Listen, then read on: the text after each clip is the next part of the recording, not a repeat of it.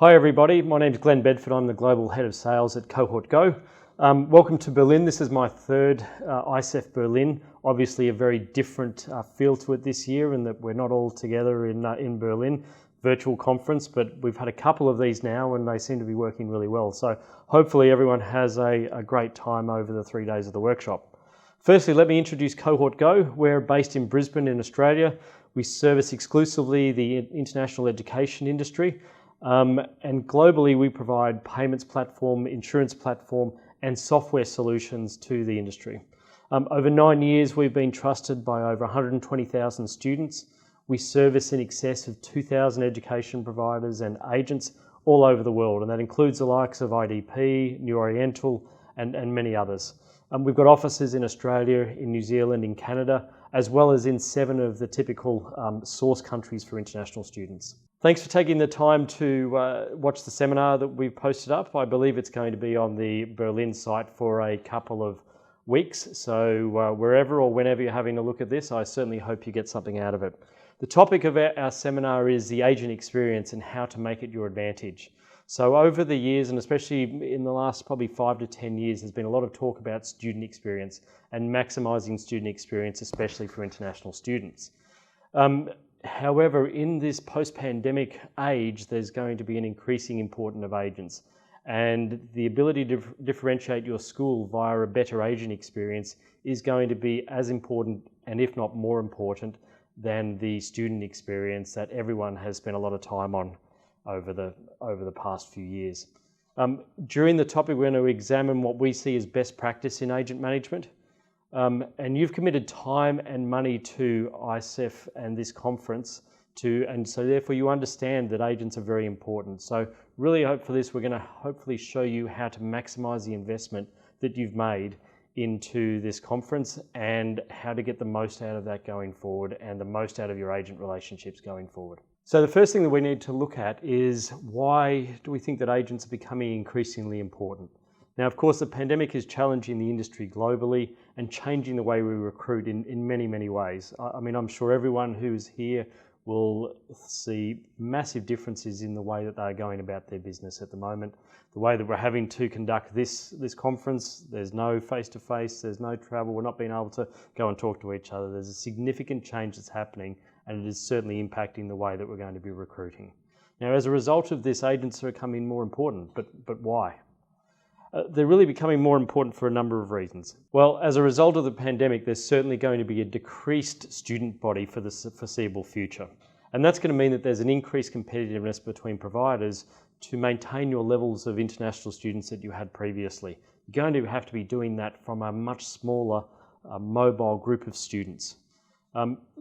On top of that, you've got a lack of ability to travel. So where you've been going to fairs, or you've been going and doing direct recruitment and all of those sort of things, it's just not possible to do that sort of thing at the moment. I've seen a lot of the clients that I've talked to over the recent past who have never used agents before. And they've never used agents because they've always gone and done their own thing. They've gone and done their own travel, their own recruitment, all of those sort of things, and those activities have gone away. So now they've had even to start using agents.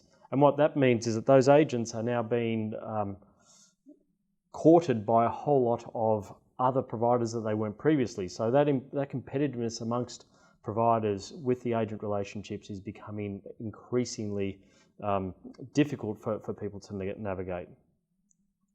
The other part I'd like to talk about is the complexity of the student mobility environment at the moment. So for a student to now go overseas and study, what was normal beforehand isn't normal now. What they have to do to be able to go to study overseas is very different to what they had to do 12 months ago. And what they're looking for in doing that, for those guys who are still looking to go overseas, is a trusted advisor who understands all of that. So where previously they may have been happy with going and doing that directly and arranging everything themselves, now in a complex environment, they're not that keen on doing that. So what you'll see is in that that decreased body of students, more of them are going to be using agents. And they're going to be using agents because they need that advice and they need that help to make their dreams a reality. Because right now there's so much confusion around the mobility structures, the visa regulations, quarantine regulations, different markets. So, what's happening in Canada, what's happening in Australia, what's happening in Europe. There's so much confusion there that they're really going to have to rely on those trusted advisors, which effectively the agents are in each of their markets. So really, out of all of that, for you to maintain your student numbers going forward, effective agent-based recruitment is crucial. And spending time on working out how you make the most of your agent relationships is going to pay dividends for you over the next couple of years, which are clearly going to be crucial to success of businesses in the long term. So now that we know that agents are going to be really important to your recruitment strategies going forward, let's examine what best practice is in agent management and how to make the most out of what you're doing here at ISEF. So our views on this come from a number of different sources. So firstly, we run an annual or a biannual survey of more than 2,000 agents across 45 source markets. So we've got some really good data out of what agents are looking for in their relationships with providers through that. We also have face-to-face interactions with agents globally by our agent BDMs in probably 15 of the biggest source markets. We're on the ground talking to them on a daily basis. We really get a good understanding of what agents are looking for from those interactions. And then lastly, our interactions with education providers in most of the big destination markets, where we see the problems that they face in managing their agents, and then we also see the solutions that they implement. So by looking at those, we can see what best practice is for those guys that are most successful in establishing great agent relationships and very successful agent relationships. But we also see the journey that they go on and therefore where they've come from to be able to get to that. So that gives us a really good idea of what best practice doesn't look like, which I guess is as important as understanding what best practice is. So number one item that we're going to look at from best practice perspective is the approach that providers take to their relationship with agents. Typically, agent relationships have been transactional in nature, and that's led to a proliferation of agent contracts that aren't necessarily productive or efficient. Now, we'll talk a little bit about that later.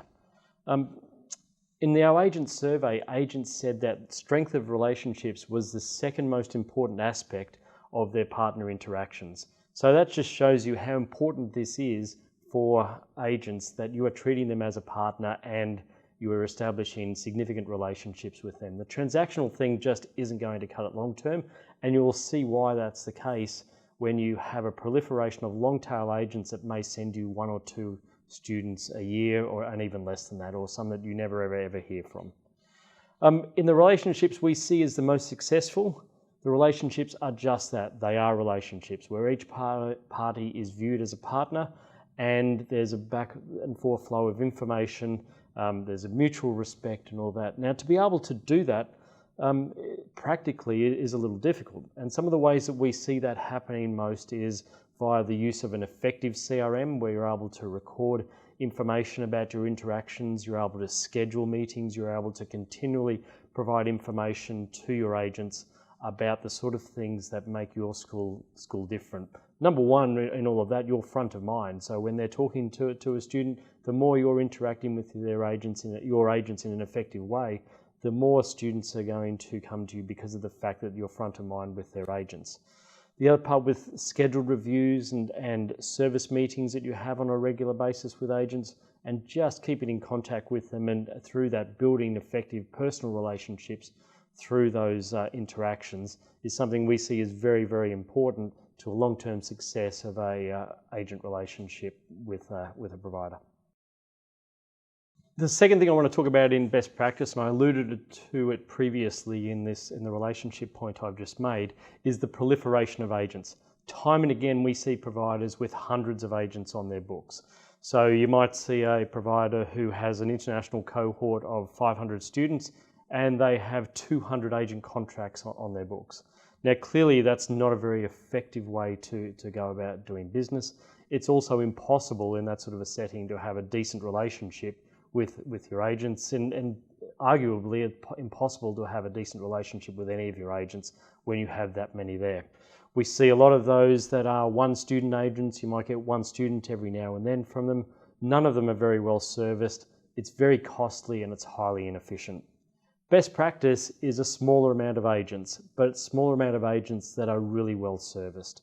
So effective relationships with each of those, an information flow back and forward with each of those agents, It's a much more efficient approach. It has a much smaller administrative burden from both the agent perspective and from the provider perspective.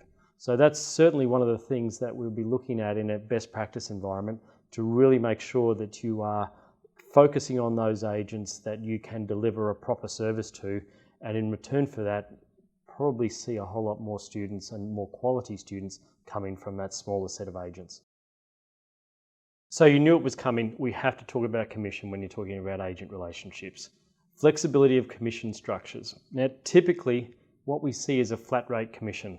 One size fits all, take it or leave it. Now, that's got a couple of issues with that. One of the major issues with that is it really perpetuates a master-servant relationship between provider and education agents. That isn't something that's going to allow you to build a better relationship with your agent base. The other part with that is what we see is that a lot of the flat rate stuff isn't there because of the fact that education providers necessarily want to do that or think it's the best way to go about it. It's primarily because they just don't have the ability, or more to the point, the agents don't have the ability to administer anything any more complex than that. And so really differentiation on a commission basis is non-existent because there is a massive proliferation of that flat rate commission across the industry. There is, however, in best practice, an opportunity for education providers to differentiate themselves in those commission structures. So by having flexible commission structures that are tailored to the relationship, you can certainly make sure that you're incentivizing your agents to achieve things that are aligning the goals of both themselves and yourselves as a school and an education provider. In our agent survey, 90% of agents listed financial incentives as a crucial factor in the relationship. That's of course no surprise, but if you're the same as every other provider out there with a flat rate commission that provides no differentiation, there's no motivation for agents to be sending you students as opposed to the next school down the road or the next school in the other country. What we are seeing in the more successful providers is an incentive-based commission structure that aligns the goals of the provider with the goals of the education agent, and that's driving successful outcomes for those providers. In our previous point, we mentioned the fact that flexibility of commission structures is often compromised by the fact that neither provider or agent has the ability to be able to administer those sort of programs. So one of the other key parts we see in best practice is the automation of that commission function. Typically, we see a reliance on agents to perform that administration of commission payments. Now that doesn't work for a number of reasons. I'm sure that everyone who listens to this has had issues with agent invoices that are incorrect. That's mostly because of the fact that they don't have the info required to be able to put together an accurate commission invoice. What does that lead to? That leads to relationship tension. So you're having an agent coming back and forth with the provider trying to get a correct invoice. It goes back and forth a number of times, spending a lot of time and effort in trying to rectify those things. What do we see in best practice? We see automated commission systems that are driven by the provider, not by the agent. And the reason for that is that the provider is the place where all of that information resides. So those systems in best practice are integrated with the other systems in the provider space, such as the student management system, such as their accounting system. There's no requirement in these sort of systems for a commission run as such. And the other part with this is that in our survey, a majority of our agents place a significant emphasis on the speed and accuracy of commissions in that relationship. So if you're not doing this well with your agents, this is a problem for them, and this is a problem for them that you are going to find other providers that do have a better relationship here are going to be able to be more successful on that basis. The last part of this, which is really important, especially in the current environment, is that an automated system is a much more cost-effective solution for providers. So instead of having to go through a manual process where you are either checking or you are using a number of staff to do this on a periodical basis, this becomes automated and that requirement goes away. So you're actually able to do a lot more with less and concentrate your efforts with the agents on the actual value-add parts of the relationship. Next part we're going to talk to is data, and data as it relates to agent performance monitoring. So in a typical scenario, what we see in most of the places that have problems is that decision making is based on gut feel. decision making is based on anecdotal, he who shouts the loudest, the squeaky wheel gets the oil, those sort of things. And it really, over a large agent base or a large set of agents, it's difficult, and really I'd say that it's impossible to make accurate decisions based on gut feel and anecdotal things. You are missing a whole lot if you're not examining data over a large agent set. It also means that generally we see this in places where there's very little regular relationship contact between the provider and the agent. And primarily that's because there's little to discuss. You haven't got any data, you haven't got anything to really talk about changes or any of those sort of things. It becomes a one-way thing. And so therefore those meetings are ineffective and they never really continue. And there isn't a continual thing to build up a relationship there with those agents. In contrast, in our best practice providers, they certainly have an understanding of the data that is available to them. So they're looking at things like acceptance rates, changes in acceptance rates. So when they're making an offer on a per agent basis, they can tell, well, this agent is driving this many acceptances and this many enrolments. We can also look at other things, other metrics such as visa approvals on a per agent basis. We can look at profitability on a per agent basis. And also one of the things that is going to be very key over the next couple of years, and is probably been highlighted by what's happened during the pandemic, is diversification. So understanding your geographical distribution of your agents, understanding your revenue distribution amongst agents is going to be really, really important for you to be able to make sure that you're diversifying your risk across a wide range of agents. The last part that also is a pain for most providers, and that we see our guys do really well on, is compliance measures. So there's a lot of compliance reporting that needs to happen around agents. A really accurate data set allows you to do that very simply and not become a massive periodical task that you have to devote resources to. So all of that at the end really facilitates an effective relationships and helps you inform any decision making, especially when we talked a bit earlier about reducing your agent footprint from hundreds of agents into an effective set of agents. You're only going to be able to do that with a great set of data. Last thing I want to talk about is information flow. In a typical environment, what we're seeing is a limited interaction between agents and education providers on the wider environment. Sure, they're talking to their agents a lot, but they're generally talking to them around administrative type tasks. There's very little discussion around value add interactions about what's happening in your market, what's happening in your school, what's happening in the mobility, what sort of trends you've seen in each of the markets. So none of that's going on, because most of your time is spent in trying to deal with some of those administrative issues that you're having in the relationship. So what's the contrast? Best practice is two-way communication. That's using agents as subject matter experts and providing them subject matter expertise from your strengths and what you know in your market and what's happening in Australia, or what's happening in Canada, or what's happening in whatever destination market that you're in. It's also using your agents as consultants. Those guys are on the ground. They know what's happening amongst their student base. They know, they live and breathe that every single day. So use that information to be able to create better offerings for students, but also it's a continuation of the relationship you have with that agent. The fact that you have that reliance on each other is really important to a valuable relationship. In order to do this, however, you need a systematic approach to that. And what we see across those best practice providers is that they're using a systematic approach to do this, and they're recording those interactions and they're planning those interactions. And really, to do that, you need to make sure that you've got an effective CRM that is especially tailored to that international education market. So if you've stuck with me through this seminar, you now understand, and I'm sure you did anyway because you're spending time and money and investment here in Berlin, you understand the importance of agents in the current market. You understand why they're going to be increasingly important over the next period as we recover from the pandemic.